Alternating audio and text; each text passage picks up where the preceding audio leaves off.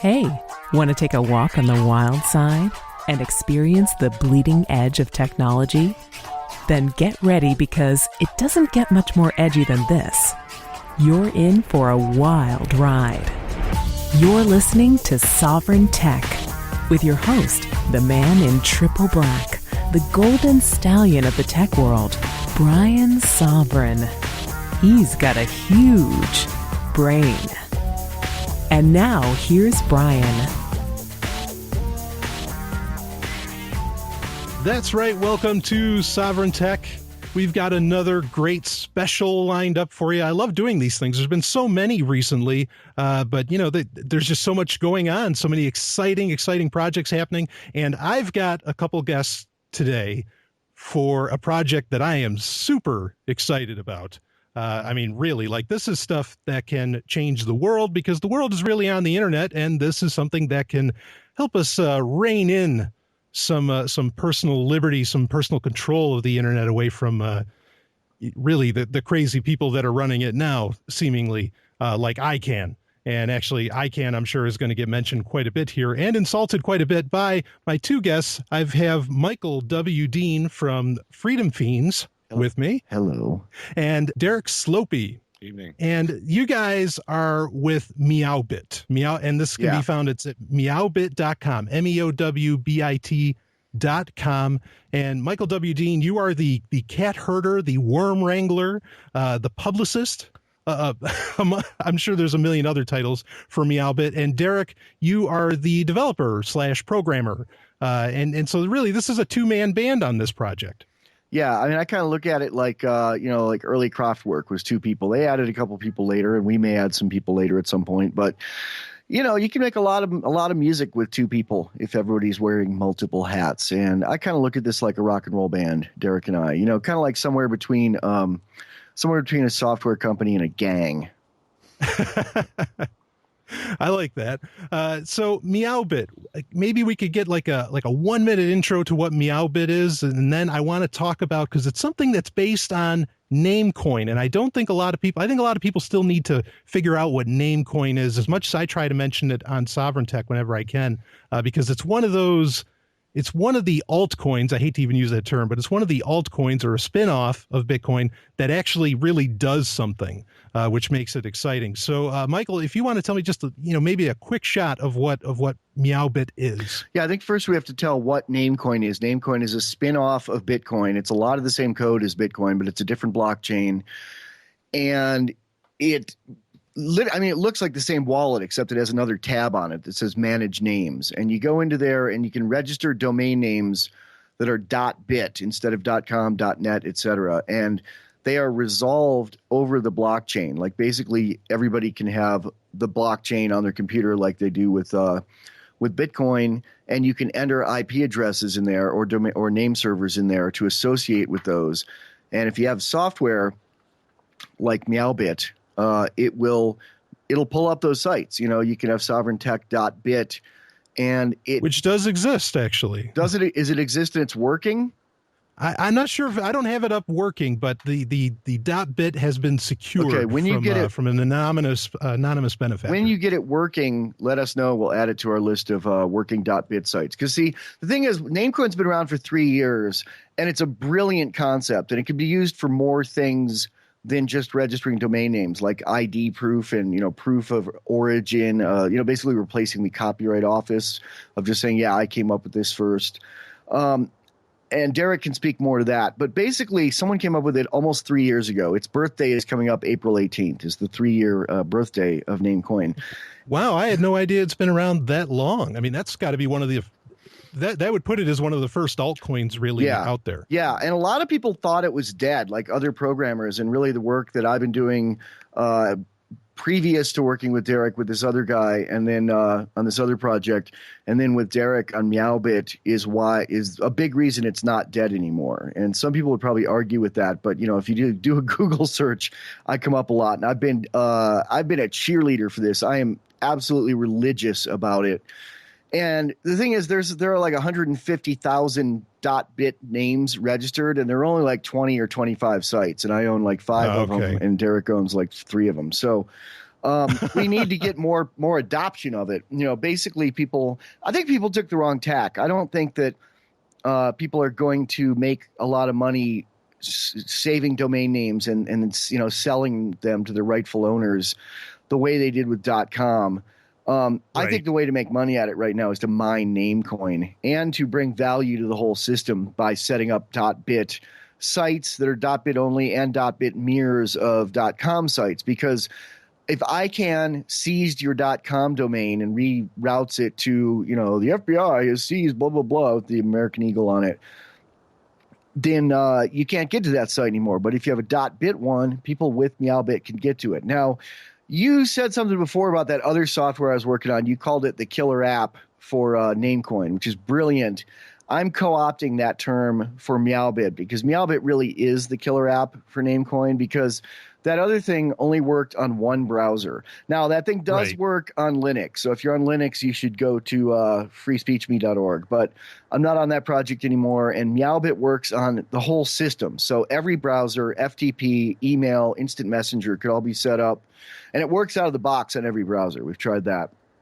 So this works, its scope works like a VPN where it just, kind of takes everything and pushes it into the Namecoin system, into the .bit levels. Sort of, but it's not really quite like a VPN, and Derrick can speak to that more. But there's a couple other ways to view .bit sites, but none that are as robust, easy to use. You installed this, right? You got it working. I did, and it was easy, right? Oh, it was very, very smooth to install, and it just ran. I mean, it just did what I wanted it to do. It was fantastic. Yeah, and a lot of software tries to do too much. I like small programs that do one thing really well, that are kind of like the aspirin of software. And no, I agree. This is something that's been going on with software for a while. Bloat. Microsoft kind of bloat and like there's the theory of Well, that's largely because they have buildings full of programmers who are being paid $150,000, $200,000 a year, and they don't want to pay them to just sit there, and they can't roll out new versions they can sell unless they add features to them. And they kind of have a Peter principle idea of where they reach their pinnacle and then they advance them and make them worse. Like I would say Windows 7 is the best Windows and Windows 8 is a step down, for instance. I totally agree. I totally agree. And they also want to continue their product. I mean, where our goal is kind of let's let this be replaced with something better. I mean, most software development companies want to keep that brand, that name, and keep it going, to eternity. Yeah, this is proof of concept. This is activism. This is like we want to get people interested in .bit and love it until somebody comes along and until Firefox says, "Oh, we're putting this technology in by default." Yep. Right. Yeah, this is something, that I think why Namecoin might not have been picked up so quickly is that its purpose, one of the problems I have with Bitcoin is it seems like a lot of the people getting into the Bitcoin space and really the cryptocurrency space in general are just interested in how can we integrate this into the status quo. And that's really annoying, because some of this stuff can really, really set people free. Namecoin is one of those that has a feature that can really do that, eliminating ICANN. We did a Freedom Feeds the other day based on a thread on the Bitcoin forum of how could we use the blockchain for voting in federal elections that, wouldn't have the problems that the Diebold boxes had. And we did an episode called Using Decentralized Technology to Choose Centralized Leadership is So Square. Yeah, exactly. Yeah, Namecoin isn't just about .bit, and the expansion of Namecoin is going to come from other innovative things that we haven't even thought of, ways to publish this, public information in other namespaces. Right. There's identity. There's an identity namespace for publishing your identity and maybe your PGP public key or some other key. There's the product namespace that we're using. We haven't gotten into that yet, where we're publishing information. Yeah, Derrick's being modest. Derrick did something with the blockchain that no one has done. The updates for future versions of MeowBit, the alerts for them come over the blockchain, which is more secure than doing it the way it's usually done. It's never been done. That is amazing. Derrick, if you want to explain to me, how exactly does that work? So you find out about the updates for MeowBit through the Namecoin blockchain? Yeah. Is that what I'm getting? Take a look at your MeowBit in the settings window there. It'll show you what the current version you're running is and what the newest version is.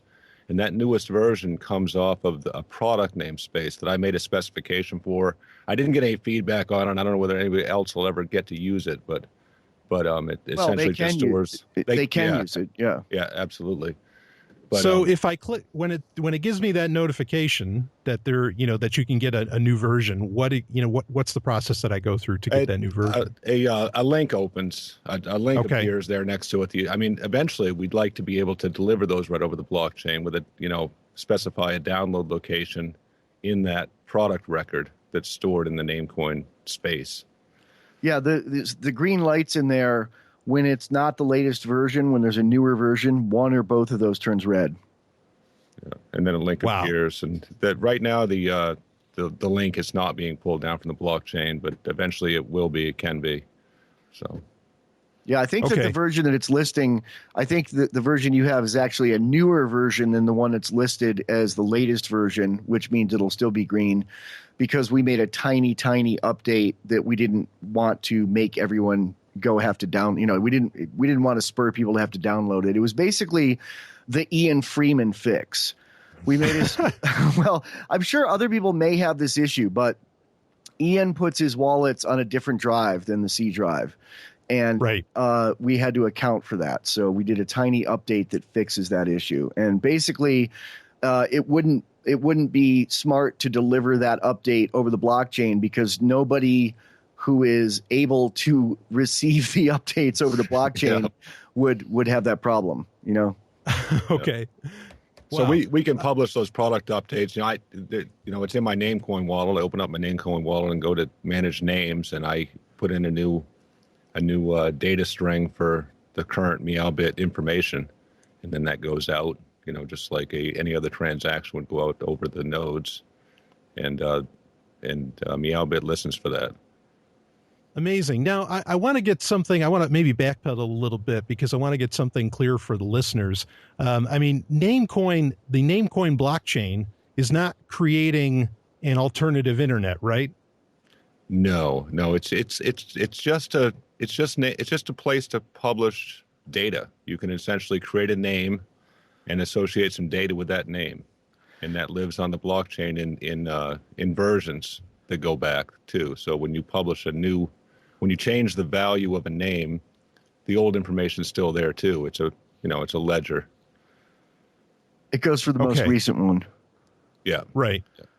It's kind of hard saying a new internet of what a new internet is, because it's kind of, I have to look for analogies in the old world. It's kind of like saying opening up a new radio frequency doesn't create a new atmosphere that the waves go over. Yeah. The internet is not the DNS system. I mean, the DNS system was built on top of the internet so that we could use friendly names for IP addresses. But what this is equivalent to, I guess, if you didn't have a phone book and you had to call the operator every time you wanted to know somebody's phone number, versus having a phone book in your house. But even better than just having a phone book in your house, you can prove mathematically that phone book is correct, which is impressive. Or it hasn't been altered anyway. No, I follow. Go ahead. Yeah. That's it. That's my analogy. Oh, okay. All right. No, it's a good one. I like that. Oh, I was busy talking to my wife because she was showing me a large piece of chicken she'd found on the floor that a cat had swiped off of my plate. Now, speaking of cats, Michael, I think you are implicit in making sure that .bit domains have plenty of cats. Is that accurate? Well, I love cats. It's not just imagery. I literally spent about an hour today on the bed petting two cats by myself while listening to Free Talk Live. I love cats. They're great. They're really groovy. But the .com internet was kind of driven by cats and pornography. And I'm not making any pornography. I hope someone makes some .bit pornography. But, yeah, I'm kind of shocked that pornography hasn't caught on. So pornography seems to be one of those industries that catches on early. Yeah, it drives everything. It drove Betamax, VHS, Super 8 cameras, Polaroid cameras, and the internet. But here we're doing an interview next week. I'm not going to say who with yet, but with a kind of major poker site. And I've been really thinking that poker sites really need to get behind .bit because they get shut down a lot.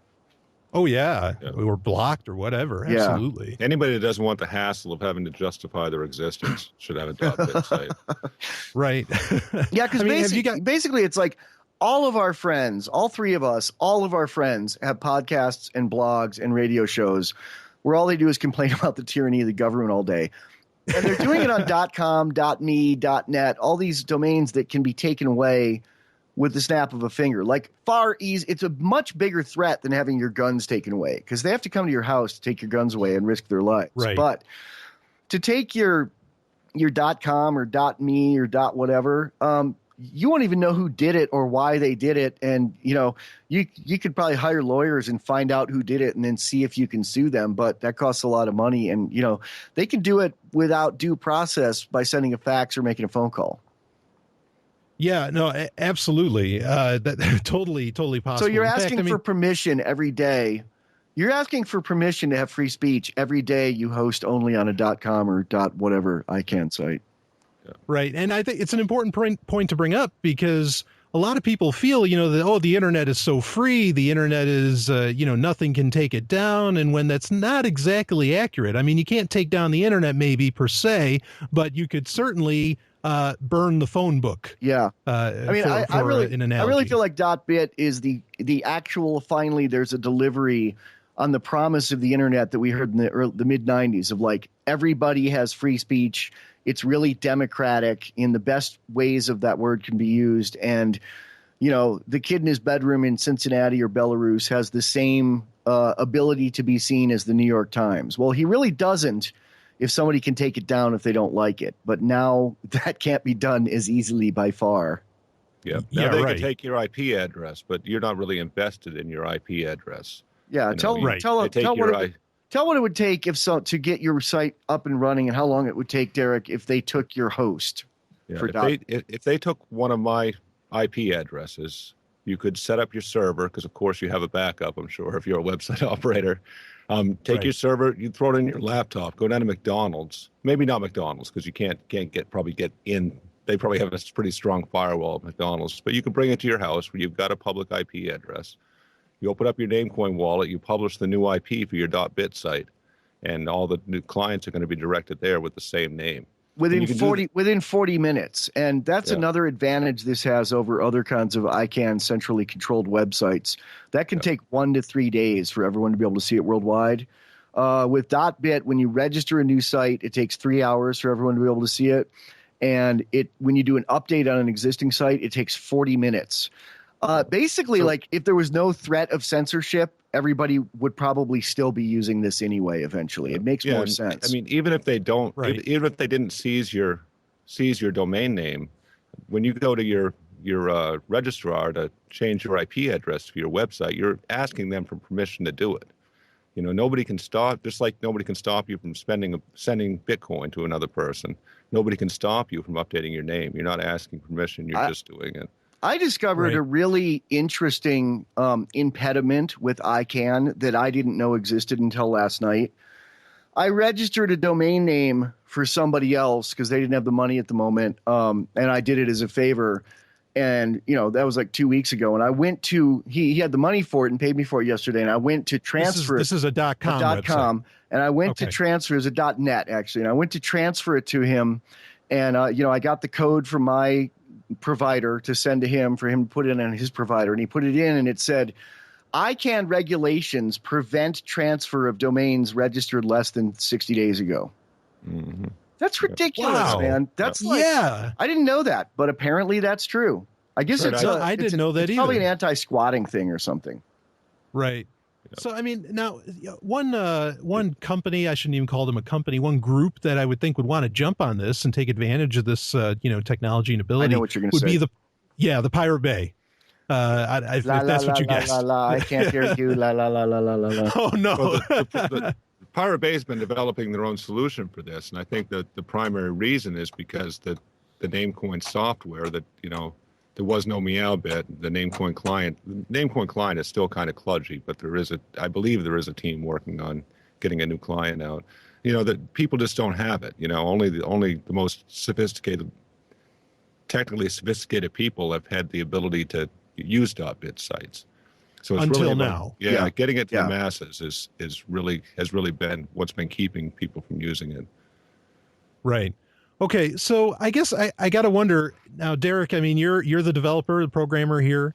And we're in a software world where, pretty much every software company, their theory is embrace and expand. And they don't actually innovate anymore. They just kind of buy up the actual innovators. And I guess I wonder, I mean, if, let's see, how do I want to put this? What do we sell out?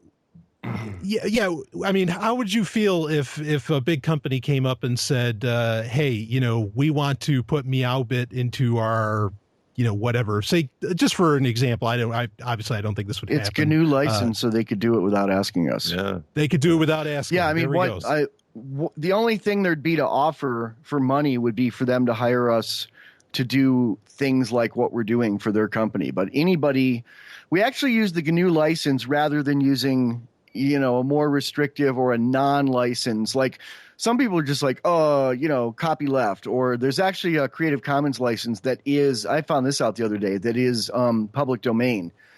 And you don't want to use that kind of stuff if you want your things adopted, because in the legal system we have, I mean, you can say, I'm an anarchist, I don't believe in IP, and I am and I don't.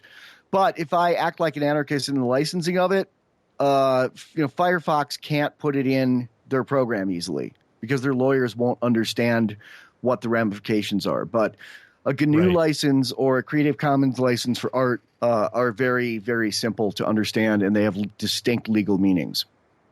So you would appreciate it, say if like WC3, they're the guys, the standards that generally work with Firefox, the standards organization.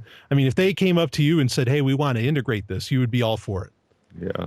Absolutely. Make something a lot better. And sure. Guy who invented the World Wide Web, what's his name? The British guy, Sir somebody. Oh, Vint Cerf no. He was in on it. Yeah, wow, yeah. I can't think of his name. He just did they just had the something anniversary of the formation of the web, and he did a Reddit Ask Me Anything. I liked one of the questions was, what use of the web did you not foresee that's widespread? And he said kitty cats. Which of course you're providing. Yeah, but I mean that guy is extremely concerned about censorship. I've tried to tweet this to him, but those people have a lot of people tweeting at him. I think if he had this put in front of him and really grokked what it was, I think he'd be trumpeting it from the rooftops. I think Edward Snowden would be too. I think the Pirate Bay would be too. Yeah. Well, that's interesting. So why? I mean, I know you went la la la la la when I mentioned the Pirate Bay, but I mean, so they're coming up with their own solution, but so that they haven't have they approached it all? I should know about this, but I don't. They haven't approached the .bit system at all. I don't know. WikiLeaks has.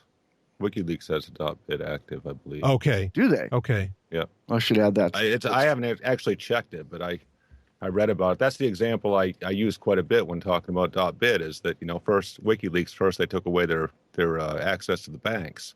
So they went to Bitcoin, and then they started taking their websites with their domain names. So now they can go to .bit, That's amazing. I said la la la la la because I don't want to talk about any possible illegal uses for our software. Oh, right on. Okay, good point. That's none of my business, and we clearly state that we're not recommending it be used for anything like that. The basic reason I'm interested in this is for protecting free speech that's currently legal from being taken by not legal means. I mean, basically, I'm not trying to protect people who are breaking laws. I'm not saying they can't use it. It's openly licensed. Anybody can use it. But the reason I'm interested in this is so when somebody decides, the freedom fiends insulted some politician and he gets somebody to take away freedomfiends.com, we still have freedomfiends.bit. Yeah, absolutely. I can understand that. And I really need to get on sovereigntech.bit to make that a thing and make it happen. I guess, I'm curious, what do you think? Now, this is a big step. MeowBit is a huge step in getting adoption of using .bit, obviously. The other one you mentioned, Free Speech Me, that's intriguing. But like you said, it's limited. Well, it's limited, and it hasn't been updated at all. That guy's really busy. I mean, that thing came out like 7 or 8 weeks ago. It hasn't been updated at all. None of the issues with it have been addressed. It crashes browsers sometimes. It crashes Windows Event Viewer, I found. And wow. But it was the first. I mean, it's the Model T. It's the first airplane. It's the first airplane, but we're building the first turboprop, basically. Right on.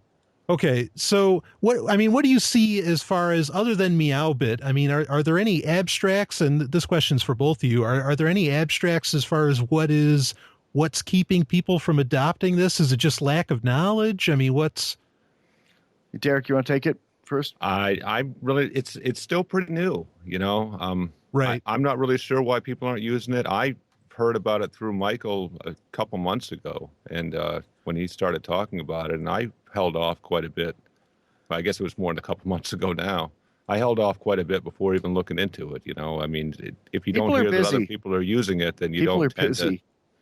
Yeah. Sure. I mean, but wow, speaking of people busy, I mean, Derrick, have you gotten any sleep? You rolled this out in a couple months? I had I think I made the first commit to GitHub on the 25th of February, and we're on the 3rd version release now. So yeah, there was a few weeks where I didn't get to sleep before 2:00 a.m. I don't doubt it. And he has a day job, and he has a wife and kids.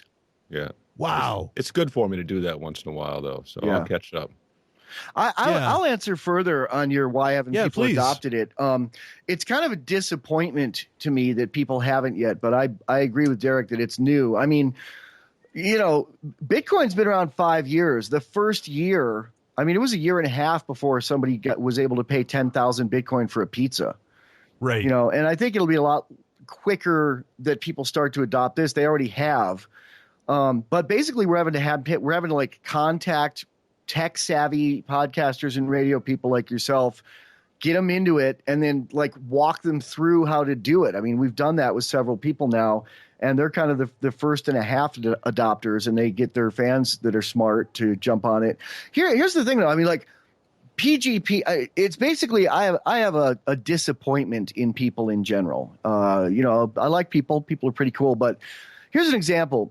There are not a lot of great tutorials on doing PGP email and off-the-record encryption with Pigeon. And this is true. So I got together with 5 buddies of mine who are tech savvy about a year and a half ago and wrote a bunch of tutorials, like 2 tutorials, one for each, that are just killer. They're like the best tutorials out there. And we vetted them, checked all the screenshots, had other people go through the process, tell us what they didn't get instantly, what they had to be expanded. They're great. They're on the Freedom Fiends blog. That was back when I was on Facebook. I'm not on anymore, but I had 3,500 so-called friends on there, and I was really active on there. And I would post something, and it would get 40 or 50 shares and likes. And I posted that, and it got like 5 likes and 3 shares or something. And like right after that, somebody posted like, "Look what the police did at this traffic stop today," and it got like 5,000 shares. And I'm like. No, you people are just interested. You have a twitchy finger. You want to go with old solutions. You think that Facebook and Twitter are activism. You think that hitting like on something is doing your part. And all you're doing is complaining about same book, different chapter. The cops did something horrible today. That doesn't even like raise my no matter how bad it is, I barely notice it anymore. And there's so many people screaming about it. But it's like I contacted – I'm not going to say who, but it's a radio host that is like the main big nationally syndicated, like they're coming to take your guns, people. That that guy. I contacted his people and was like, you should write about .bit. You should interview me about this. And they were like, oh, I don't know, get some more information and, get some more press and then we'll look at it. Like that guy's site is more likely to be taken down without due process than anybody in America, literally. And I know who you're talking about, and I'm amazed that guy's site is still up. I know. And I know that there's people who get conspiratorial about that even. But it's like I have a solution, man. We have a solution, and people are more interested in tweeting about tyranny. I'm really kind of over tyranny. Like my new radio show, Michael Dean After Dark, I'm describing it as a game show where the loser is the first person to talk about tyranny. Well, you made a comment a little while back, I think it was on Freedom Fiends, where you said that it's just that the way the rate at which the state is decaying and falling apart is laughable. Like all you can do is laugh at them. And I thought that was fantastic. We just make fun of it, man. Yeah, and what's the stuff. What's the slogan on the blog there, Michael? On the Fiends blog? Oh, laughing while Western civilization collapses. Yeah, I love that. Yeah, I mean, and so programs like this, like you designed, Derrick, and Michael, that you're pushing. I mean, this is really the stuff that just totally circumvents the system. Like, there's no point in even talking about the system because it just blows past it. Yeah, I think adoption of this is just inevitable, and it's really just or something like it. The beauty of Namecoin, there's other people that are coming up with solutions that I haven't read about. I'm not fully schooled in, but they're more specific. The beauty of Namecoin is that it's just an open key pair registry. You just register a name and a value, and that allows for all kinds of innovation that we can't even conceive of. And I just can't imagine this not being the future. Yeah, there's also another thing about adoption is there are a bunch of blockchain based projects out there right now that are getting I don't even think adoption, because I don't think they even have anything yet, but getting a lot of attention in press that are so far reaching. Like, yeah, maybe they'll do it, I hope, and some of them have like major funding, but it's like they're saying, okay, guys, we're going to make a flying car that works on water. It runs on water. And it's like, Derrick and I have, a decent, 67 Chevy here, and you can climb in and take a ride, but everyone's looking at the blueprints for the rocket car, Yeah, hell yeah. Yeah, actually, this is a great point that you bring up, and that I want to touch on, is that some of the, Bitcoin, part for me, to slightly answer the question, and I asked you guys earlier, as far as why isn't this getting adopted yet? You've got these group of, I call them Bitcoin monogamists, this group of people that it's just Bitcoin, Bitcoin, Bitcoin. Anything that isn't Bitcoin, they don't want to hear about it. And in fact, it's not just that. That'd be fine if that's their choice, but they actually actively tell people, don't get interested in any other blockchain technology at all. And that's like people who just have rifles and say that's the only way to liberty. Exactly. Yeah. Bingo. Right on. Which is crazy. And so you have this group, and then you have also, and because one of their arguments, the Bitcoin monogamists, one of their arguments is, well, we can implement all this stuff into Bitcoin, and so we'll just wait. Blockchain is like, how many gigs is it now? It's too big. I don't know. It's crazy. And they want to implement things like putting in documents. No, I think you need a bunch more coins that are based off Namecoin. Because nobody wants to store stuff they're not interested in, right? Right. Absolutely. And so you have these, there's these other projects now that are like Ethereum, Next. Actually, NXT apparently can do kind of a .bit type thing, and at least that's there. But you have projects like Ethereum, and there's a few others where, even though, okay, I'm glad that they're not Bitcoin and that they're trying to do this next level stuff, this 2.0 or 4.0 stuff, whatever moniker you want to use, they're not there. Like Ethereum doesn't exist. The name is perfect. I actually installed it. It's got Ether right there in the name. Yeah, I actually it's installed it last night. They have some kind of like demo, beta, alpha. Yeah, they have an alpha proof of concept. I actually like installed a proof of it last night, and it didn't prove any concept to me. It crashed the first 2 times. Then I rebooted my computer, got it to install. Maybe I'm too stupid. I don't know, because it just looked like, it kind of looked like uTorrent, but with a bunch of numbers flashing by. I don't know what it did. There was nothing intuitive about it. And I'm not going to bash that guy. Primarily because he owns Bitcoin Magazine, and we're trying to get written up in there. But Vital looks great. They have a marketing issue. If they have a real thing that's going to work, I watched their video. It's like 10 minutes long, and it's like, I don't know what it does. It's kind of like, I guess it kind of reminds me of like on The Simpsons when they come up with that new, the new guy for the Krusty the Clown show, and it's like, Gabbo, and no one knows what Gabbo is, but they're all talking about it. Right. And it's amazing. Go ahead, Derrick. There's other people, trying to solve problems of, cloud-based file storage that's actually really distributed and not, the cloud that is Amazon servers, things like that. There's one project that's Yeah, what's under it called? pretty He was good on development. Ernie's show. Yeah, I was just looking through my email. Made Safe. Made Safe, yes. Safe. Yeah, I'm having those guys on next week. Oh, great. Yeah, I'd like to hear more about it. Yeah, my critique of them is they need a white paper that describes it. Like they're saying we got a flying car, but Derrick and I want to take a peek in the engine, and not necessarily like source code. We don't want to vet thousands of lines of code. We want to just look at like one page that describes exactly what it does. Right. The source code's out there, but it's there's a lot of it. You can't really get a lot from that. Yeah. Sure. All right. Well, that brings up a couple points. One other point I want to make quick is that all this talk, especially from the Bitcoin monogamists or even from the guys at Ethereum. And again, I'm not insulting. I mean, all these people are doing great work. They're pushing liberty forward, whether they intentionally mean to or not. But there's technology out there now, like MeowBit, that's bringing these features now. They exist now. There's no need to wait. And so that kind of annoys me. Like with I mentioned NXT, and NXT can do a lot of what Ethereum's talking about, and it's already there. It already exists, like an asset exchange, all these different things. And Namecoin can already do this, can free the internet from ICANN. They say, well, we can put that into Bitcoin. No. There's no need. It's already here. Let's just start using it, right away. And this is one of the things that excites me about MeowBit is that it's just proving that it can run right now. But the other point I want to bring up is that, the white paper thing, and I want to get your guys' opinion on this.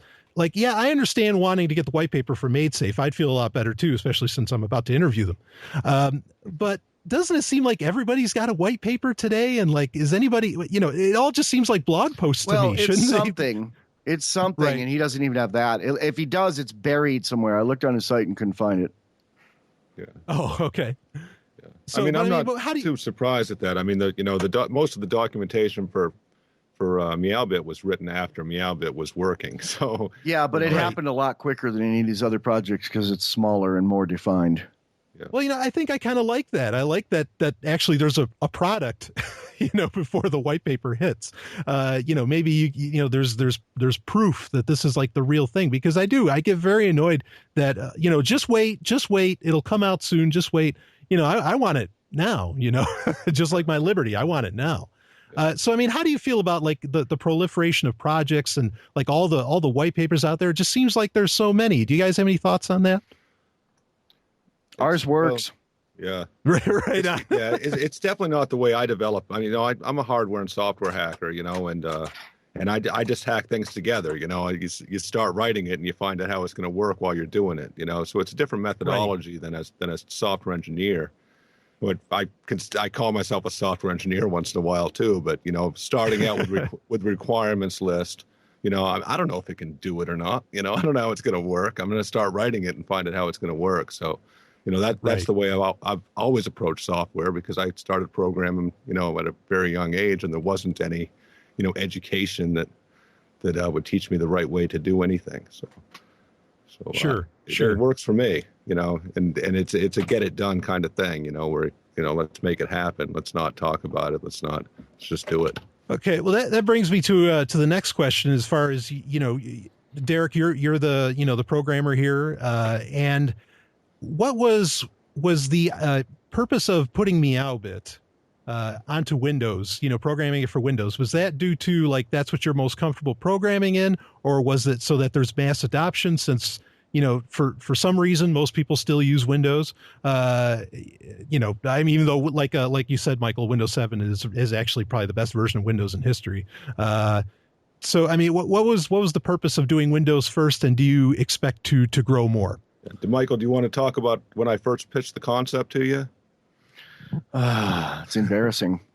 Well, no, I think it's. I mean, it's funny. It's funny. It's a good story. Yeah. Yeah. Okay. So I was working on this other program, which it's not like it dare not speak its name. It was called Free Speech Me. I named it. I was kind of doing the same role on that thing. Sure. We raised, $2,500 on Indiegogo, and we're waiting to get paid on that, and I get 20% of that for, I'm getting $450 basically for working like 120 hours a week for 5 weeks. Man. Yeah, literally. So, and like doing really I don't know if visionary, but really like things that weren't even in the original plan. Like I got it, the video translated into 10 different languages and got people to record them well and made good videos of them. Things like that. And things like giving away, you know, little bits of Namecoin here and there to people who are interested and getting them up and running with it. And, that guy and he's a good guy, I guess, but he and I have a real difference in opinion on things. Like I want to, you know, Derrick works like I want to work, you know, he's like, let's do it full time. The other guy, like I could barely get a hold of him, you know? So, oh, wow. Okay. He's a full-time student, more than full-time student. And, he's really cautious with things. Like there are some programmers out there working on different blockchain technologies, that basically, it seems like their opinion is they would rather have it 100% perfect 5 years from now than have it 85% perfect yesterday, which is what I'd rather do, because that's how you get adoption, you know? Yeah. I agree. I mean, like that by the time at that rate that some of those people work at, by the time you get .bit perfected, ICANN is going to have shut down all of the free speech on the internet. So, you know, it's kind of like I'd rather have a good old antique rifle that shoots straight and some bullets in my basement now than go rifle shopping for the perfect scoped AR-15 during the zombie apocalypse. Right. And so you found Derrick, who is your old well, I know Derrick already. Or rifle. Yeah, I'm surprised we hadn't really talked about it before. But here's what happened was, like, the day Free Speech Me came out, and of course that only works on one browser. It only works in Firefox. It also works for Linux. I don't use. Yeah, I don't use that Firefox. Most people don't use. Yeah. Like, you know, everybody was saying the first day, everybody was screaming, "Make it for Chrome! Make it for Chrome! Make it for Chrome!" Yeah, everybody asked me about that. Yeah, and Derrick emailed me, and then I called him, and he was like, I actually think I could do this in like a day and make it work system wide. And I was like, shut up, man. We're in the middle. Like, basically, we were in the middle. Take my money now. Take it. We were in the middle. Launching the campaign. We were in the middle of a launch, and he was like, oh, I have a new product I want to turn this into. You know, and like I did something I don't use. Here's the thing. If it'd been my project, I would have said, yeah, but it was this other guy's project who I couldn't even get on the phone, who was like kind of, he's not standoffish, but he seems that way because he's so busy that, like, you know, and I knew he'd say no to it. So, you know, Derrick, like after 3 or 4 weeks of working on that project and feeling kind of underappreciated and like, you know, we could be doing this a lot quicker and that my skill and drive was going to waste. I was talking to Derrick and was like, hey, so what's that thing you got? You know? And, he told me about it. I was like, that sounds brilliant, man. I said we should pitch it to the other guy because, you know, we don't want to sound like we're going behind his back. So we pitched it to him in a group email, CCing both of us back and forth. And the guy said, I don't want to fork the project right now. And Derrick said, it's not a fork. I'm using entirely new code. And the guy said, I don't know. We have this thing that's working. Why don't you run it by the Namecoin forum? And Derrick said, I'm a just do it kind of guy. You know, I don't really ask permission or feedback. And I said, I'm like that too. And the guy wrote back, run it by the forum. And I'm like, okay, Derrick, just run it by the forum out of respect. So Derrick tried to get on the forum and he couldn't get on their forum because that's a known issue on that forum is the login doesn't work a lot of the time, or it didn't then. Wow. And that's another never got thing. The registration email. Yeah. And couldn't get anybody to help me. Yeah. IRC, there's 70 people in their IRC channel and nobody responded for a week. So. Oh man. Like and I don't want to speak collectively of the Namecoin programmers because it's separate people and there's like 5 or 6 or 7 of them.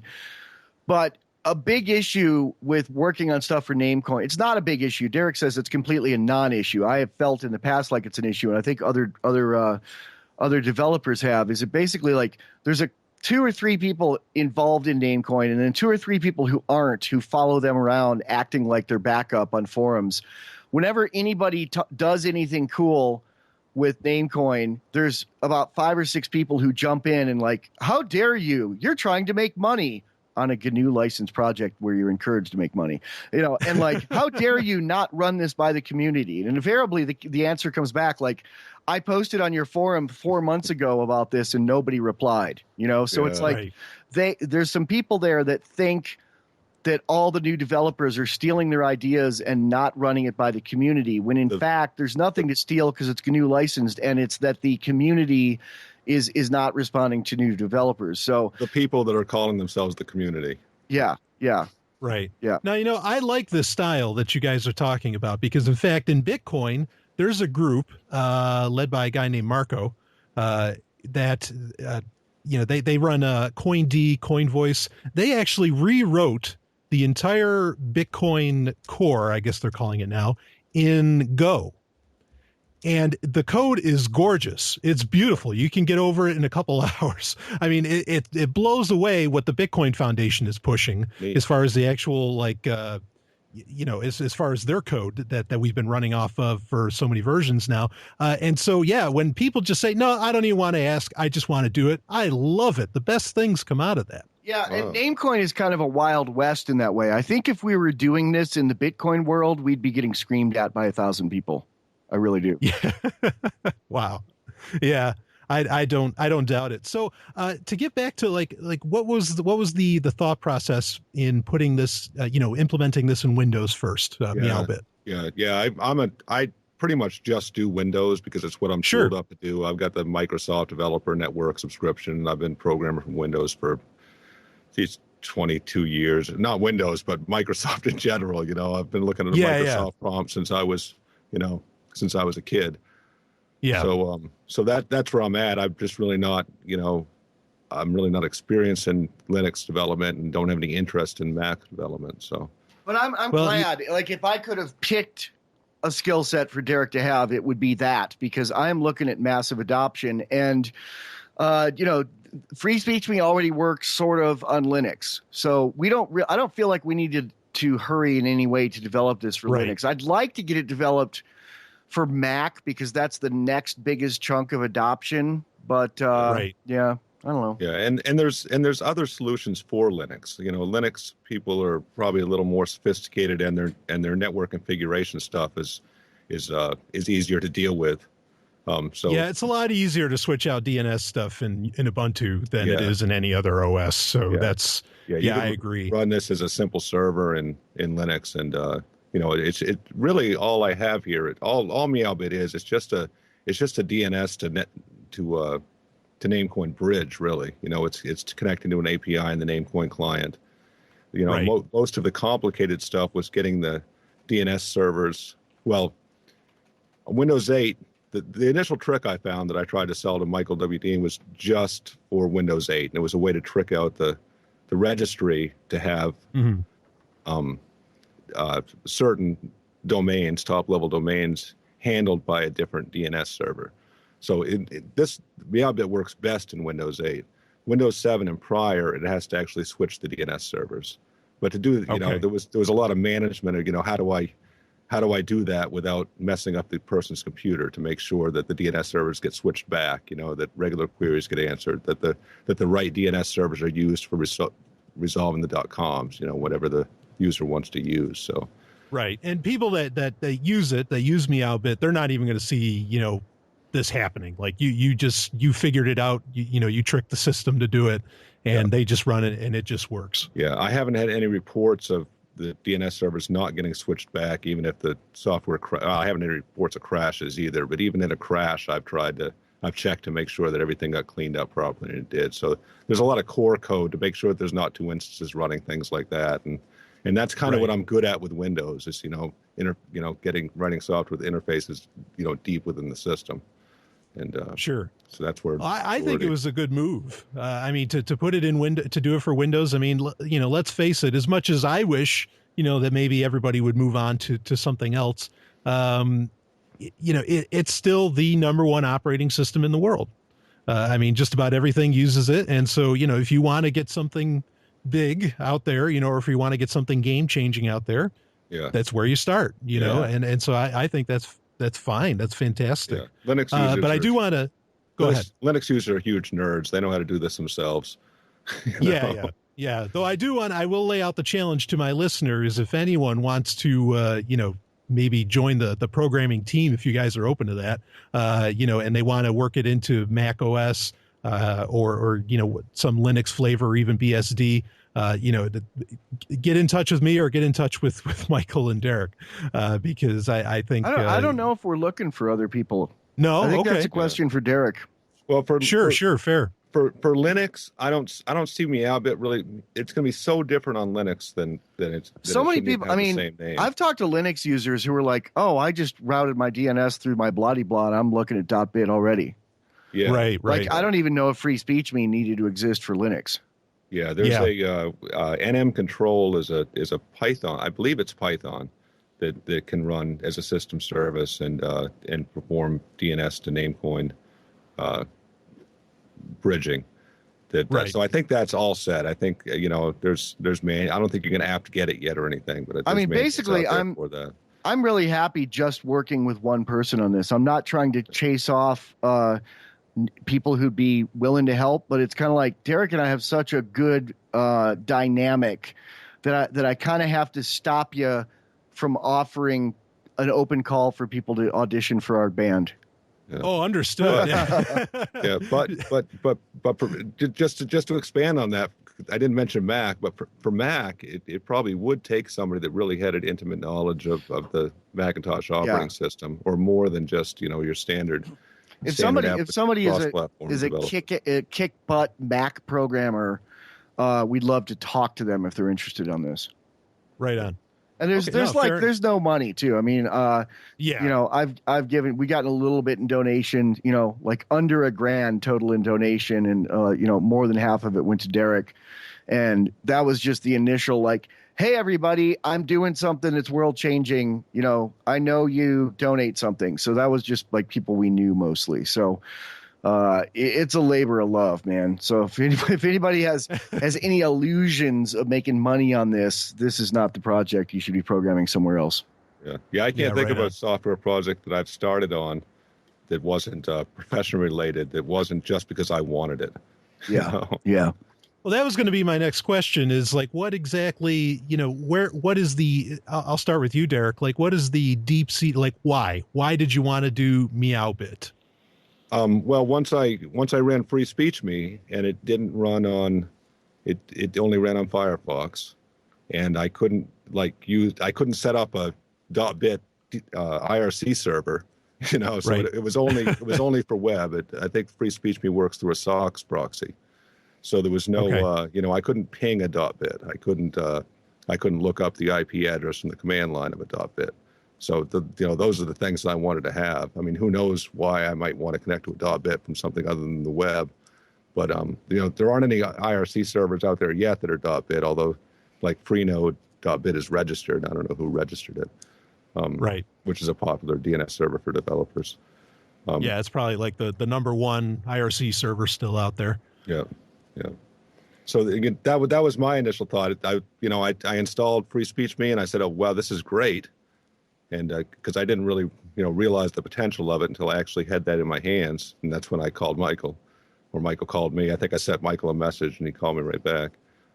Right. So that was my motivation, and I actually set it up on my own machine to resolve through a third-party DNS server, like right away, using that registry hack I talked about. And of course, that's something that works. It's really low overhead, but it's not trustless like MeowBit is. MeowBit, has a copy of the blockchain that's provably correct, doesn't rely on anybody else's information. For smaller platforms like a tablet or a phone or something like that, you're not going to be able to download the whole blockchain to that. So I kind of do foresee some need for trust. Just like you on my Windows phone, for a wallet, I have to use the blockchain.info wallet. And so I have to trust blockchain.info because I can't fit the whole blockchain on my phone.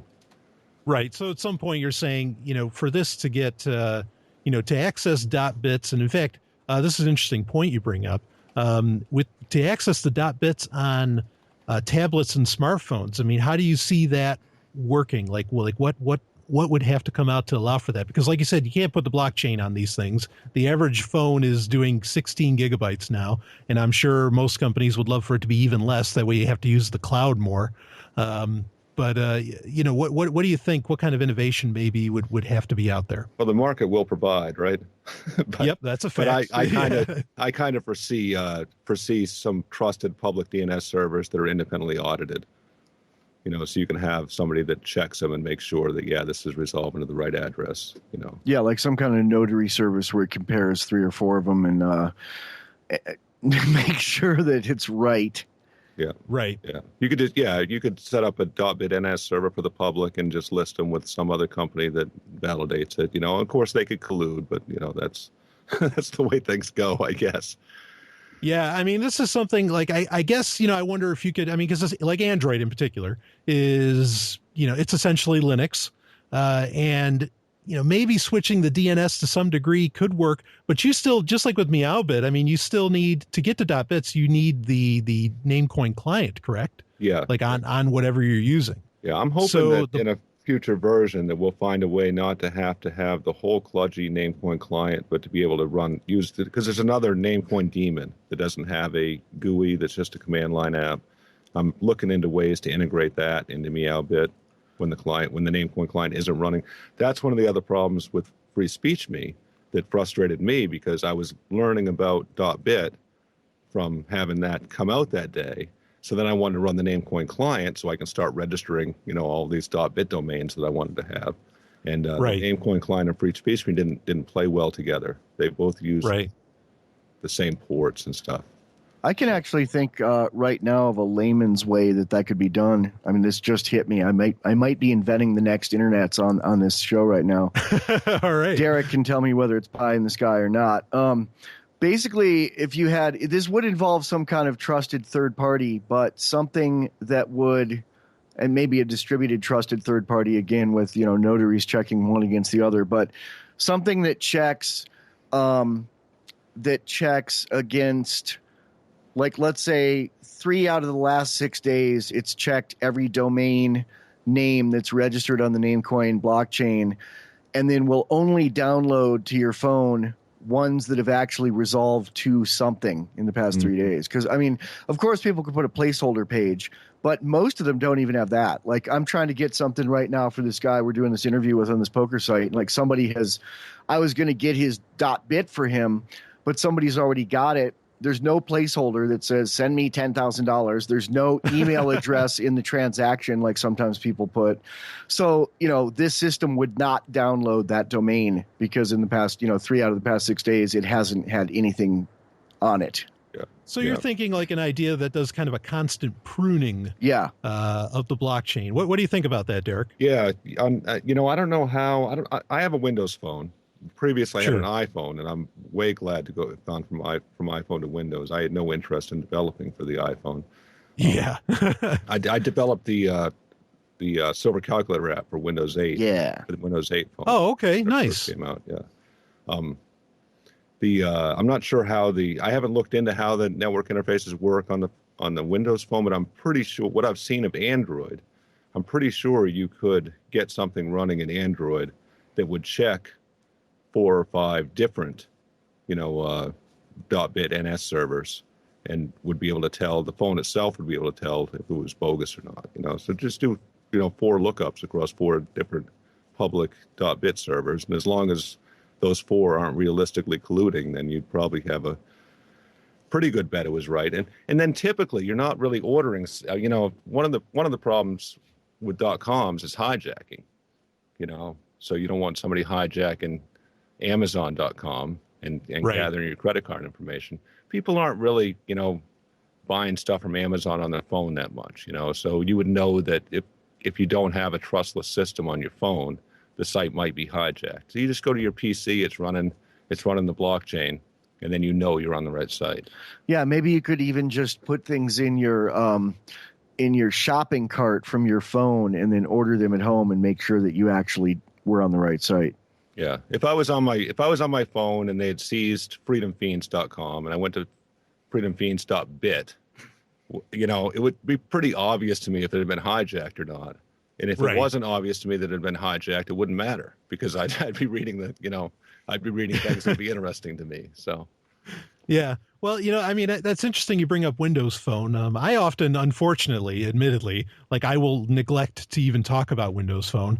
And I should, because I definitely like it a lot more than I like iPhone or iOS, anything that's happening in iOS.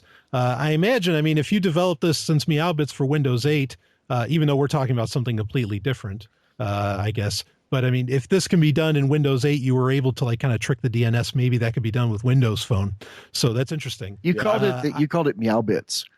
It's MeowBit. Sorry, MeowBit. That's okay. Yeah. It's somebody else made the mistake yesterday, and it's kind of like calling it the interwebs. I like it. I don't know. I guess there's nothing really too technically incredible about MeowBit where I think somebody would go. Except that it works. Yeah, it works. It works, but it's nothing. If you were to ask it about whether some company would, take the code and use it, could they or would they? I don't even think they would. They'd write their own. I mean, they take the idea. Yeah, they write their own. It's simple stuff. Yeah. It's more in just doing it than in some sort of technically savvy, super code. I mean, everybody builds on everybody else's code these days. And Bitcoin and Namecoin are technically savvy super code. Yes, absolutely. Yeah. And I haven't touched that, Yeah. Yeah. I'm interested, but I haven't. Derrick, I'm curious, has the Namecoin community like approached you at all? I know you said you kind of experienced a little bit of hostility. I mean, Michael may have.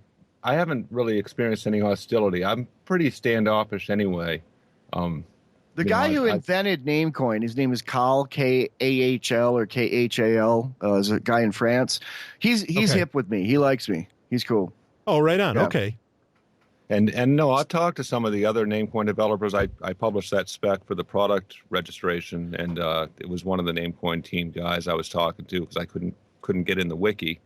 I was telling him I can't get on the forums, and he didn't have any forums access, but he'd been working on the wiki, so we all began into the wiki. And I said, I really wanted to get some feedback on this. Should I just publish it? Or he said, yeah, just throw it on the wiki. And I threw it on the wiki, asked for discussion. Nobody's discussed it, So yeah.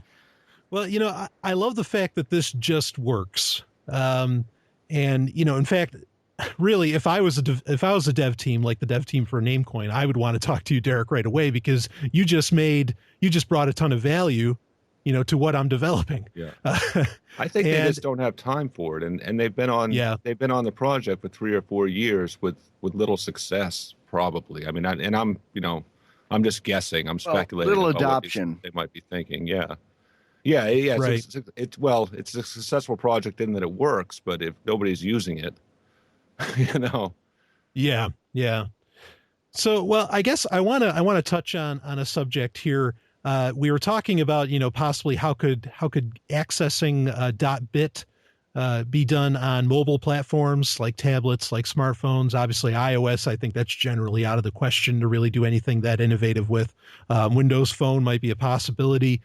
Android, this is something Google's really they've been doing it for a while, but certainly KitKat version 4.4 has really laid down the gauntlet as far as this goes, to where they're starting to close Android up.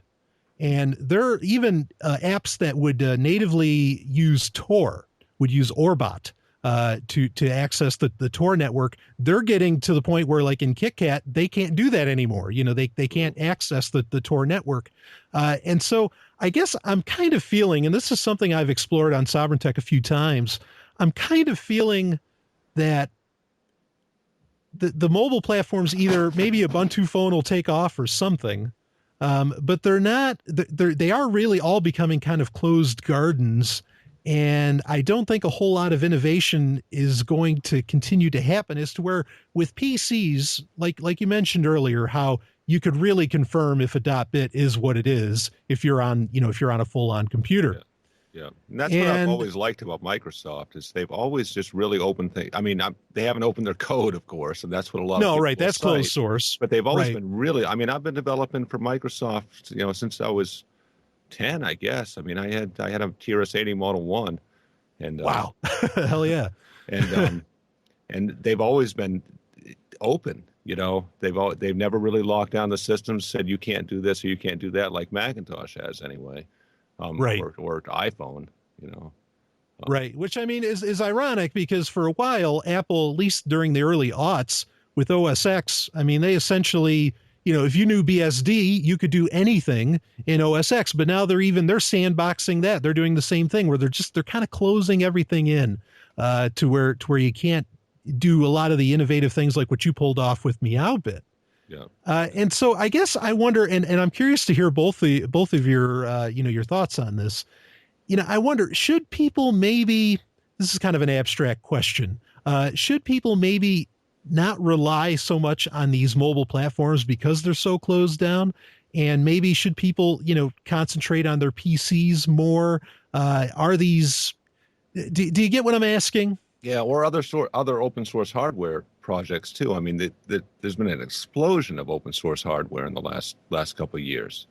There's sure. People working on open source phones. The Raspberry Pi is becoming even more open source in their hardware. Where Broadcom, I believe, just released the firmware for a lot of the components that are on the board. I actually want to at some point. I mean, I don't think we could go back a generation at some point, but something I want to point out to people who use so-called open source licenses, which are actually more accurately called free software licenses, in particular the GNU license.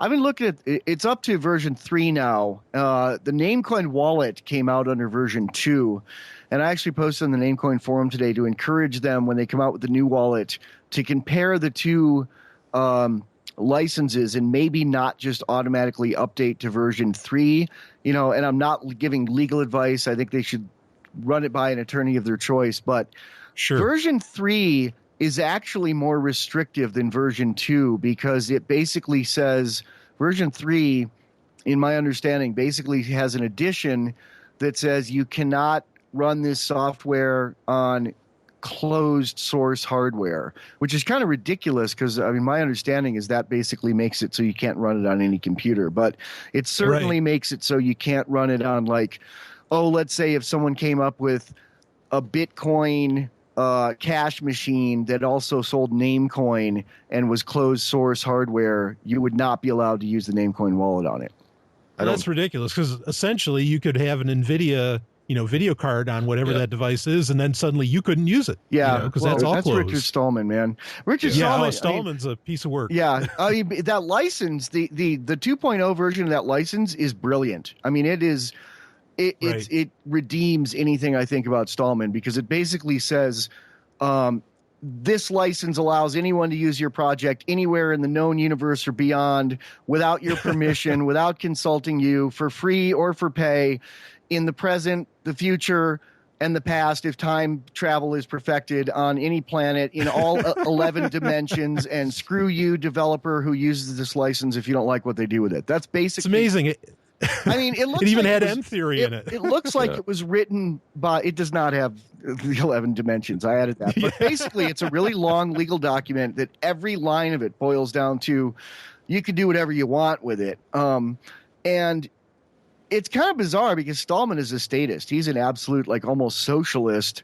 He's anti-war, which is good. But of the three guys who developed Linux, it's him who's a real statist socialist, and Linus, who is a typical mellow, I'm from Scandinavia, healthcare should be free, and Eric S. Raymond, who is a gun-toting anarcho-capitalist.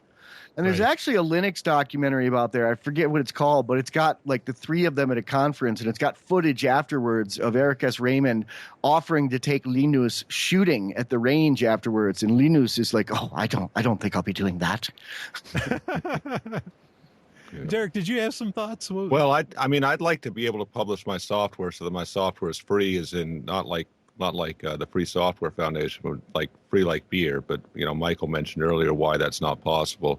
Just because of the way the copyright laws work, and that some companies won't be able to use it, because of their own internal I think policies. the answer might be using GNU license version 2 instead of the latest version, and I don't see any reason you couldn't do that. I think people just go, "Oh, there's a new license," and they don't even read it, and they go, "Oh, free software, we'll use that one. The new one must be better." But no, man, Stallman likes to, He doesn't like walled gardens. He said very eloquently, I love this, he said Steve Jobs made jail cool.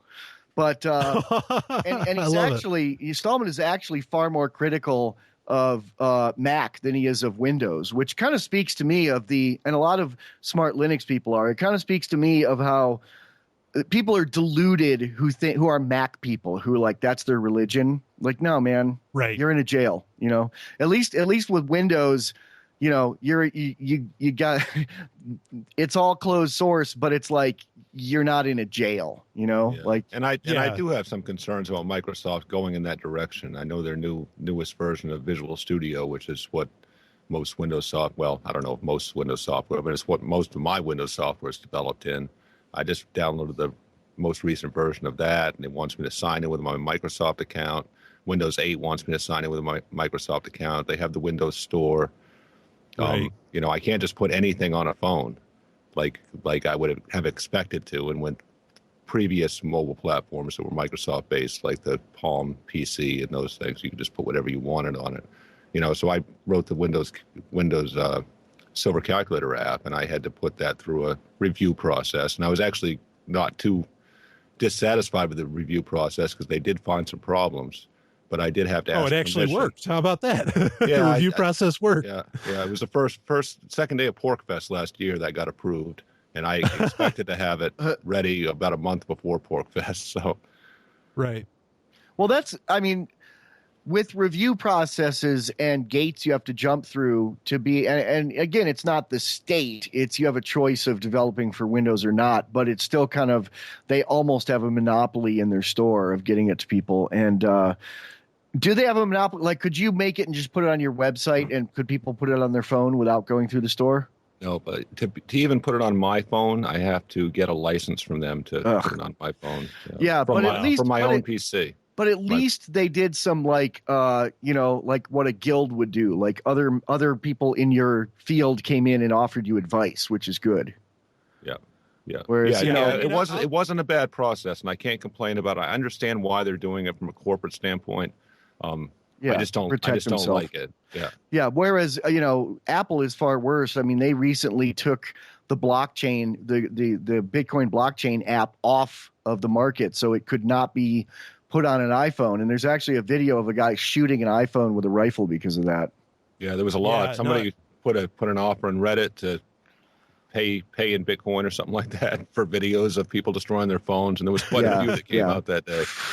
Interesting thing. There's speaking of the importance of licenses, there was a trick that was discovered for how to actually get a native client wallet on iOS, and this was done by a couple. Well, it wasn't a jailbreak. This is actually totally within the App Store rules, and it ended up being that. Because there's a degree of enterprise licenses that, proprietary licenses that iOS has to appeal to for companies like Cisco, Symantec, and others, to where they're going to use their software and they got to use their software, their way with their code, no matter what, even if it's not something that Apple would necessarily agree with. They figured out that this one company, it's called Cog Co-op. They're actually cooperative. They figured out that since they're a cooperative, since they're actually a company more or less, they could get that license and they could build a Bitcoin wallet and just, license it as enterprise software. And so that it, essentially it fell under the proper rules. So the importance of licensing in these things is interesting in that you can actually get around some some really interesting loopholes, like you mentioned, Michael, on how to get this stuff out there. Yeah, that's interesting. With Windows, I could put it on anybody's phone. I had to have a license myself, but I could put it on anybody's phone if I invited them to my public beta or my private beta. You'd have to be in beta forever. Yeah, so I had to put their email address in so that they could download it, the email address of their Microsoft account, and people were able to download it without review. Okay, and there really isn't. Is there like a real Linux phone?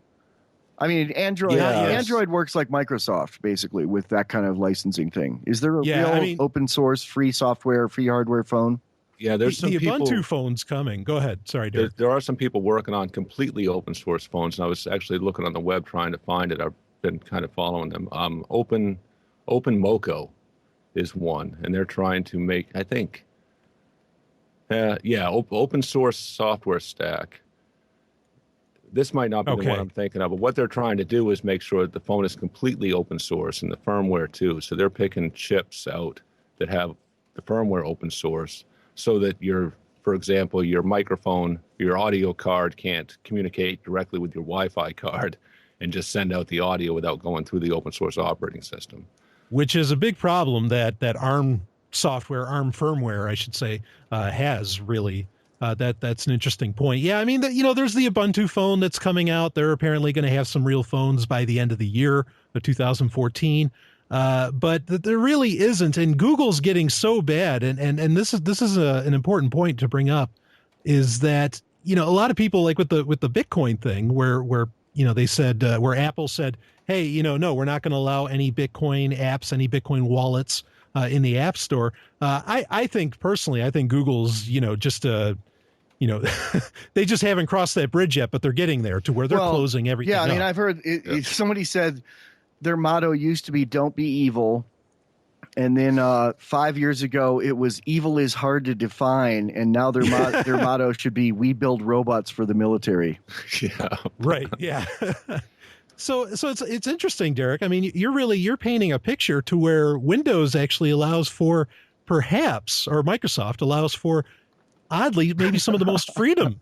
This is amazing. Yeah, not the most freedom, but I haven't been too disappointed with the freedom. Now I know that some people are going to hear this and say, "Oh my goodness, Microsoft did this and Microsoft did this," and there was some enterprise customer that Microsoft wouldn't give access to their API, or Microsoft has their own hidden API functions that only they can use, and they don't publish documentation, and you can't get documentation.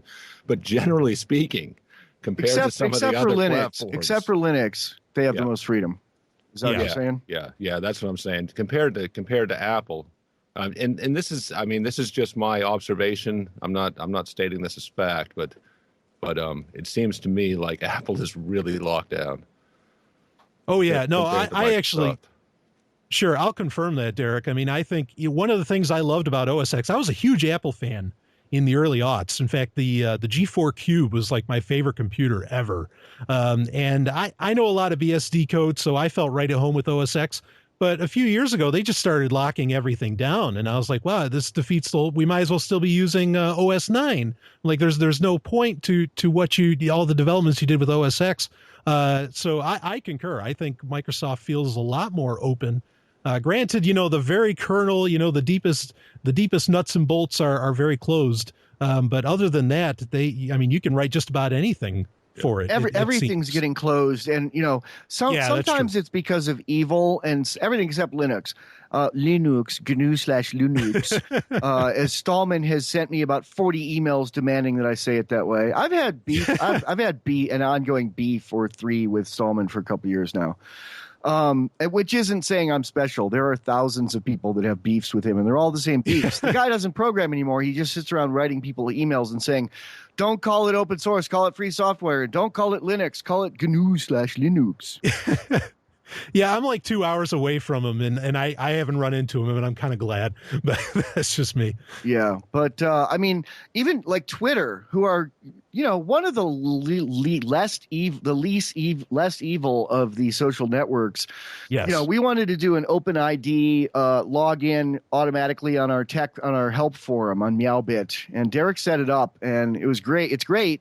You can get in now with OpenID, G+, or Twitter without making an account on this site if you want tech support from us. Which is good, because we got sick of doing it by email and doing the same questions over and over and over. So, right. But I had to get a Twitter API, and to do it, I had to give them my cell number.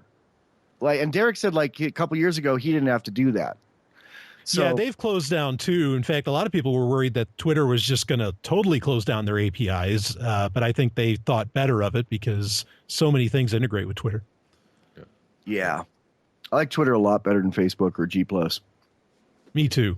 Me too. How about you, Derrick? I've completely skipped Facebook. I've never made an account. Nice. That's awesome. The game inside I run has a Facebook account, but I just some of the other people run it, and I think they gave my wife permission to run it. But Go ahead. Ultima Online Second Age. It's a Ultima Online emulator. It kind of targets the I don't know, Brian. Ultima Online?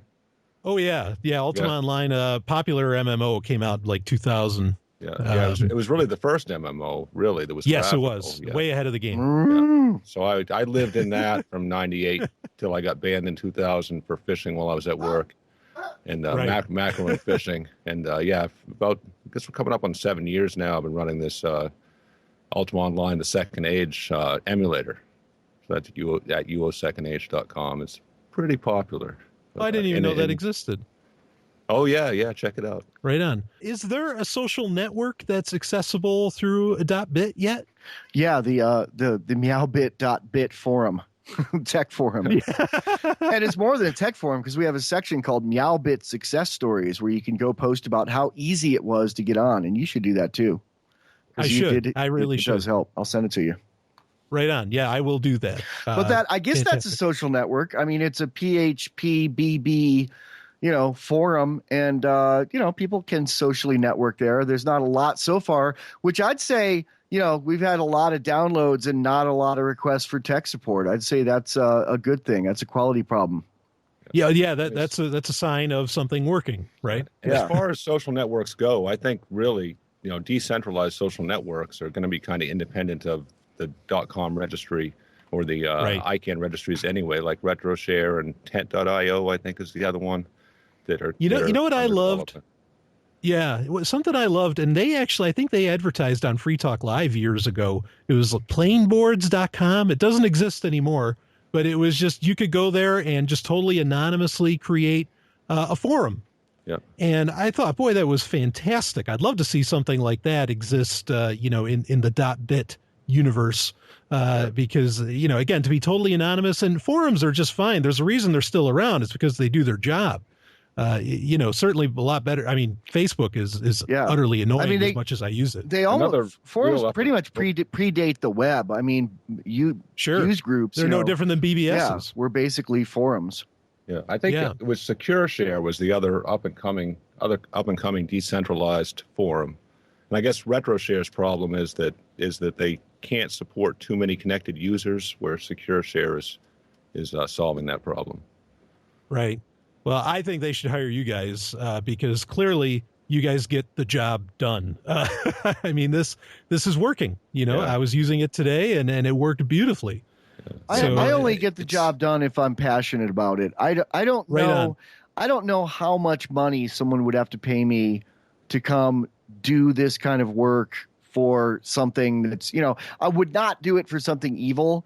But, if it was something like, hey, our new basketball shoes company has a new app coming out, I'm like, I don't have any problem with that, but I don't think I could work on it like I am unless I think if you paid me a dump truck full of money, I still couldn't work on it like I'm working on this. Yeah, and me either. I mean, me and Michael have made a great team because we're both really excited about that. And I definitely wouldn't have done. I'm definitely not doing it for the money. I mean, it's right. It's because I wanted it for myself, and I want it to be good, and I want people to adopt it, because if people don't adopt it, they can never go to my .bit sites. Yeah. So, and Michael's just been, an incredible marketer on this. I mean, nonstop. Well, I really, I've spent my whole life trying to get on radio and be a radio talk personality, like since, even before talk, like I wanted to be a DJ spinning records when I was 12, like in the 70s. And, right on. I was a ham radio operator as a kid. I built little like pirate transmitters as a kid, that not even pirate, like Part 15 that, broadcast to the neighborhood. The most powerful station in the Tri-Yard area. And, there's this weird like window in time to where a totally ANCAP radio show can get on syndicated radio. Free Talk Live paved the way, and we're standing on the shoulders of giants. But we're on 22 stations now. My new show's on one station after a week on the air. And is that After Dark that's on one station? Yeah, it's now on one station. Wow, amazing. And, I got it today. It's in Cairo, Illinois. It bleeds into Kentucky, too. It's rural Illinois. So phenomenal. Yeah, and I'm really psyched about it, and thank you. But it's like, this is going to go away in a couple years. Like, President Hillary Clinton is going to say, we can't have Rush Limbaugh and the Freedom Fiends bitching about us, and they're going to take us off the air. And they might not take us off the air. They might put us on at 4 a.m. only, when most stations are powered down and most people are asleep. But I think they're going to do something like, they won't directly go after free speech because it looks too bad. I think they'll do something like, say, well, we have to serve the community. So instead of a syndicated show nationwide, it has to be like individual shows, and they'll get, status loving kids from the journalism classes in high school to come in and interview the police chief about why they need more money and things like that. And then I think what they'll do with websites, I don't think they'll close them down and say, you criticized the president. I think they'll say, your podcast here of your radio station, your show 2 years ago, you used a picture of Bart Simpson on your blog. That's a copyright violation, and they'll take the website. So I'm they'll just make. I'm trying to build the .bit roads to be able to still talk to people audio wise in a couple years or 3 or 4 years when I think I'll be kicked off radio. Right on, Derrick. And they're already starting with that, right? What's that equal time stuff? They've had that for a while, right? The what time? Equal time, and actually that went away. The ironic thing is the fair, not the Fair and Balanced Act. What was it? Yeah, there was a law. Well, that still exists, but with campaigns. Like if you have a Republican on for a half hour, you have to put a Democrat on for a half hour. But right. there was something like that with news and talk radio. And actually, Bill Clinton signed it away. And that created Rush Limbaugh. That's the irony of it. Like he would not have been allowed on air before that. And his first, Limbaugh's first act on air was like a 40-hour soliloquy about how horrible Clinton is. So, yeah, but they're going to there's actually a documentary film about the need to reinstate that done by some Democrats. And basically the thing is like, right-wing talk radio dominates talk radio. Like my show is and Free Talk Live are literally on before or after Rush Limbaugh's Week in Review and Glenn Beck's Week in Review, right, on a lot of stations. But the thing is, the reason that right-wing radio is the radio, there's not a lot of left-wing radio, is like not that the left wing isn't getting their fair share. It's just they're really bad at doing radio. Like right wing conservatives, I don't like most of what they say, but they're really good at spewing invective in an almost poetic way. And I agree. With like there was a left wing radio thing. It was Air America, and it went out of business because they couldn't get enough advertisers. And I think a portent of what was wrong with that was their flagship host, who was the guy, the SNL comedian. What's his name? Al Franken. Yeah, Al Franken. Senator Al Franken, before he was a senator, he was like the flagship talk show on there. The first day that they were on the air, he went out for a cigarette and got locked out while his show was on the air. Wow. I can't stand either side really in terms of that, because I hear the liberal talk show hosts are just kind of laughing at people, It's all it's dumbed down, and yeah. I see Hannity on the other side is the same way. He just calls people idiots and doesn't understand what the point they're trying to make. Even I mean, I agree with most of what Hannity and Rush say about what's wrong with Obama, but the thing is, if Romney had won, they wouldn't be saying the same things about him, and I would be. Yeah. Right? Yeah, exactly. Yeah, and it's interesting. Speaking of Obama, this story just broke very recently in that they are planning on releasing the senatorial control of ICANN to some unknown global body. Unnamed, which is, and they're saying it's going to democratize things even further, and America shouldn't have the absolute control on this. But really what it's going to do is it's going to open it up to a bunch of countries that have even less of a protection of free speech than America able to take things down. Right. Yeah, I think it's more of a you'll never get kicked off of the air in America or off the internet in America for criticizing Putin, which we do. But once Putin has his finger on that button, you might lose your show or your .com for criticizing Putin. Yeah. Derrick, do you have any thoughts on that recent development? I say we just keep on the same path of decentralizing stuff. I mean, I don't see a lot of advantage in trying to stop the machine from doing what the machine does. Yeah. Let it fail on its own power. The worse it gets, the sooner it's going to fall down. I mean, there's two ways of looking at the future. And I mean, you can try to fix it, or you can just let it crumple under its own weight. And it seems like there's no slowing it down. If you just look at things like money creation rates and stuff, it's just insane. It's laughable to anybody that looks at these charts and numbers. Bitcoin, it's just a waiting game. Bitcoin is revolutionary for a lot of reasons, but one is I think it really turns everybody who touches it into an anarchist, into an anarcho-capitalist, because it does. Not really everybody, but a lot of people, you know. Yeah. They start using it and they're like, wow, we don't need centralization. And then, of course, there's, you know, people like the Winklevoss brothers who want centralization because they'll benefit financially from it. But, you know, the average user who's trading a couple Bitcoin a month or less, who is just going, wow, wait, I don't need a central bank for this. This is so cool, you know? Yeah, this happens because there's a Philadelphia Bitcoin meetup that's pretty popular. And there's an activist down there who's coming back to New Hampshire now, thankfully. But there's an activist down there who talked to a guy, you know, this guy's not, you know, totally apolitical. I mean, you know, just doesn't really care about anything, any kind of philosophy or politics or whatever. And the guy just walks up to him and says, hey, you know, with this Bitcoin thing, after using it, he just says, like, yeah, we don't really need banks, do we? And it was huge. You know, this guy out of nowhere just comes up with this revelation in his head, all because of blockchain technology. I mean, I was trying to send money to somebody I owed money to the other day. It was like $30 or something. And PayPal was like down for maintenance. And it said like, we'll check back in 2 hours. And I've never seen that before. And it was like, I just sent it to the guy on Bitcoin and he had it in 5 minutes, 10 minutes, you know? Yeah, absolutely. So I think, you know, and I think Bitcoin, I'll admit this caveat. I think Bitcoin, like you mentioned, the Winklevoss and others, I think Bitcoin might get so much heat that it becomes worth it, I think, to look in other places like Namecoin, or, you know, or take your pick. I mean, you know, and I don't know. I don't think that Bitcoin would ever get, you know, taken over by governments, perhaps. But I do wonder if maybe there's real validity in looking into more of the altcoins, especially with what you guys have done with MeowBit, you know, making this, you know, having this killer app, this feature, and really making it work for everybody. You know, I think serious attention needs to be drawn to it. And I think all those people are saying Bitcoin and Bitcoin only. They really need to just shut it. You should bring it up at your Bitcoin meetup. I mean, it's, you know, you'll probably get some people going Bitcoin only, but you know, this really needs a bunch of Johnny Appleseeds out there spreading seeds in the country. And Namecoin is Bitcoin with a little bit more stuff. You know, right. And it's not made to replace Namecoin. I mean, it's not made to replace Bitcoin. It's the only cryptocurrency that is no threat to Bitcoin. Yeah.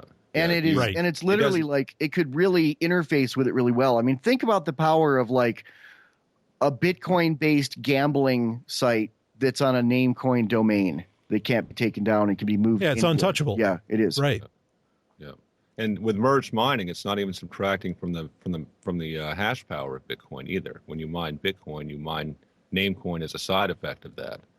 So it's got incredible amount of hash power for very little cost. It's kind of like it's kind of like how Mad Dog 2020 is actually like what they scrape off when they make Mogan David wine. That's true. They didn't want to put their name on it, but yeah, it's MD. Yeah. So Namecoin can be the remora to the Bitcoin shark. Yeah, there you go. Yeah, I like that. I think that's great. Well, if you guys, unless you have anything else to add, I think that's a great note to end on. MeowBit.com, MeowBit.com, MeowBit.com. Yeah. I love it. And Derrick, thank you both of you, of course, but thank you so much for sleepless nights, getting this out so fast, because these features are here. They can start being used right now. MeowBit.com. People can download it. It's an easy install. It really is. Right. Just make sure you have the Namecoin client too. But did you guys have anything else you want to add? Thank you for your service, Derrick, and thank you for your service, Brian. Yeah, it's been a real pleasure. Thanks a lot. Likewise, gentlemen. I'm really glad your MeowBit install went really smoothly, and that's most of what I've heard. So yeah, I reckon I can't picture except for Ian Freeman, but we made one special for him. Yeah, and he had a special configuration too. So and his works now, right out of the box. So okay. That's got to be a story. But speaking of that real quick, this does work on Windows XP, Windows 7, Windows 8. How about Vista? But we don't know yet. Exactly. Yeah, we want to find out, but to test it. Nobody will admit to still having it, maybe. I don't know. Well, you know what? I'll admit it. Go ahead. Do you have Vista? I have a laptop with Vista on it. Dude, try the I'll give it a shot. Try the 7.8 version on Vista and let us know. We'd love to know if it works. Both I'll do versions it. should work on Vista, but I'd really like to know that the Windows 7 version works on Vista because it's really superior. So, yeah, right on. So the all Windows right, guys. 7 version is superior, not Vista being superior. Right. Yeah. No, Vista's not superior. The Windows Unless you 7 really version, like Dream Scene. Go ahead. The Windows 7 version is probably going to be updated more often because we had to do some different stuff and include a lot of extra files XP's to get it working under XP. Yep. Right. Yeah. Well, I mean, I recommend everybody, Windows 7 is just one of the finest, really, OSs out there. I mean, I've had so many people email me saying, hey, how do I go backwards from Windows 8? And it's just like, yeah, I will help you. I consider it so important. It took me a while to get used to Windows 8. I'm pretty okay with it now. I use it on most of my machines, but the Metro thing is just silly for sure. Not having a start menu is silly, but. When you got Windows 9 coming out in about a year from now, April 2015, that's pretty scary because Windows 8 hasn't been out there that long. You're right on top of this technology stuff, aren't you? I had no idea. Yeah. XP still supported. It still updates. I turned mine on the other day after like a year of not having it on, and it did about a day of updating. Now it did like 2 hours updates. But I that think is amazing. That came out in 2001. Yeah, man. They do have a tombstone for XP in June, I think. So I got the funny feeling though they're going to extend it again because how many times? I mean, 2007 was supposed to be the cutoff. There's more people using XP than using 8. Yeah, and their commercial customers are using XP too, so they're not. They're trying to drive them into 8, I'm sure. But if that doesn't pan out, they're going to support it because those people are buying other apps like Office and whatnot. So. Yeah, absolutely. So whatever version of Windows you're using, MeowBit or XP and up, MeowBit will work for it.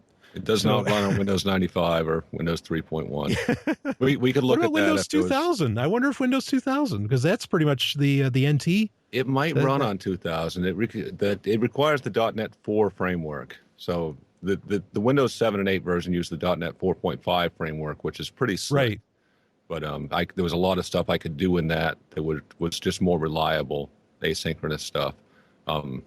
So I kind of rolled it back to do it under the .NET 4.0 framework for XP. I don't know if that runs on Windows 2000. If it does, it'll work. I didn't look. Does anybody use 2000? I don't know. If any of my listeners use it, send me an email. Try it out and send me an email. I got to know. So anyway, MeowBit. MeowBit.com, right? That's the website. Yep. Fantastic. Guys, thank you so much. Go ahead, Derrick. Oh, and if you have a success story too, don't just go to the help forums for troubles. I mean, if you, Brian, you had a great experience. Post it up on our forums at MeowBit. I'm going to do that. I appreciate that. I will. Absolutely. I will do that. I appreciate everything you guys are doing in really helping set the internet more free. And that's so important. It is activism. I think it's safe to say using MeowBit is a form of real activism. So go for it, everybody. I love it. Again, Michael, Derrick, thank you so much. Michael Dean, of course, can be found at Freedom Fiends, and Derrick, I imagine, can be found at the help forums. Yeah, absolutely. Yeah. At meowbit.com. Yeah. So thank you again, gentlemen. Carpe Lucem, everybody. I'll see you in the next episode. This has been Sovryn Tech. Visit us at sovryntech.com. That's SOVRYN tech.com. There you can connect with us, see more of what you've heard on today's show, and catch our podcast feed. Sovryn Tech is open source. We encourage you to share. Later, nerds.